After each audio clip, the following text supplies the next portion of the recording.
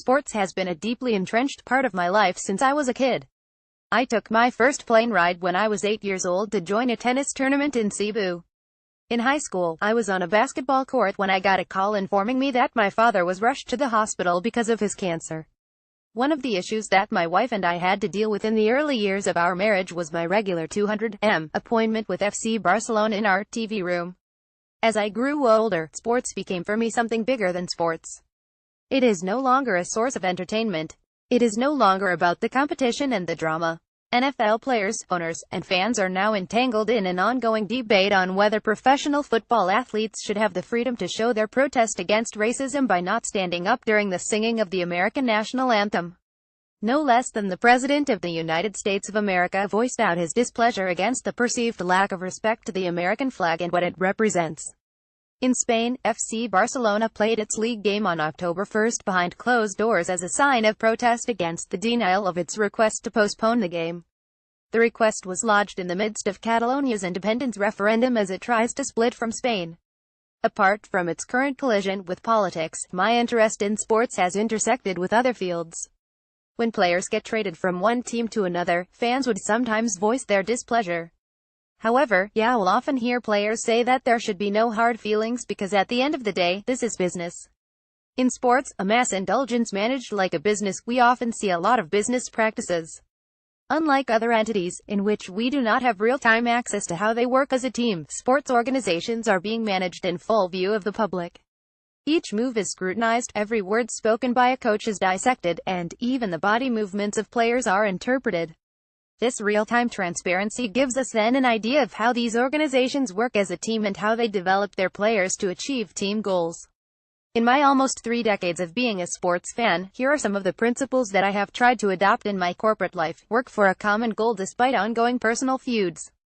It was publicly known that Kobe Bryant and Shaquille O'Neal did not like each other during their championship run at the turn of the millennium.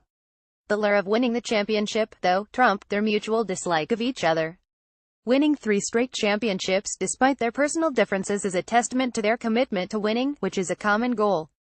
In our work teams, we might not like everyone. We might even despise some of them.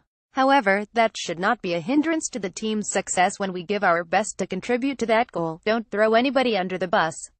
When things do not work out according to plan, the coach as the leader of the team often takes responsibility for the team's failure.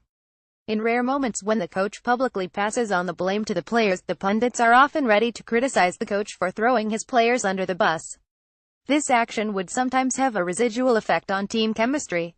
There are appropriate ways to give feedback to your teammates, and publicly doing so is not one of them. As people often say, keep the praises public and the reprimands private. Earning goodwill from your teammates and not breaking their trust could go a long way in keeping a team functioning. Great athletes work on something during their off-season. You play to win the games during the season, but winning should start during the off-season. Throughout my fandom years, I have observed that great players work as hard during the off-season. For them, they win when they improve a part of their game. Think Federer and his backhand, Michael Jordan with his post-up fadeaway jumper, and Kawhi Leonard and his outside shooting.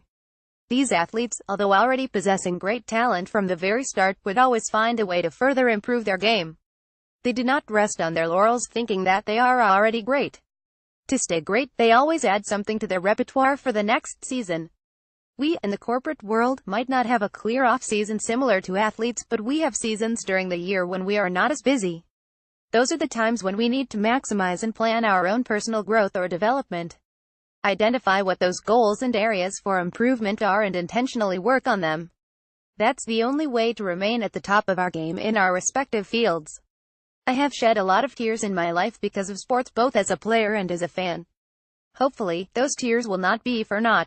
Hopefully, lessons have been learned along the way. Hopefully, I have shared them with you as well. Anton Ng is a partner, audit assurance of P.A. Grant Thornton. P.A. Grant Thornton is one of the leading audit, tax, advisory and outsourcing firms in the Philippines, with 21 partners and over 850 staff members. We'd like to hear from you. Tweet us at P.A. Grant Thornton, like us on Facebook P.A. Grant Thornton, and email your comments to anton.ng@ph.gt.com or pgrantthornton.marketscom@ph.gt.com. For more information, visit our website www.grantthornton.com.ph.